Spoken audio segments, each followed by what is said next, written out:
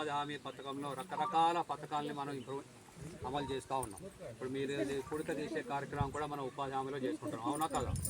Right.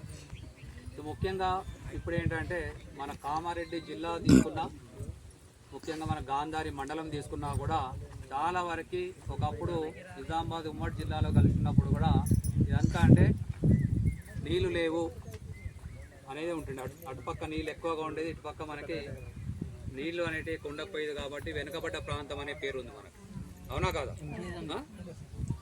So ఎందుకు వెనుకబడుతున్నాం? మనకి నీళ్లు లేకపోవడం వల్ల మనం కావలసిన పంటలు పండించలేకపోతున్నాం. నీళ్లు ఉంటేనే మనకు పంటలు, నీళ్లు ఉంటేనే మనం ఏ కార్యక్రమం అయినా చేసుకోగలుగుతాం.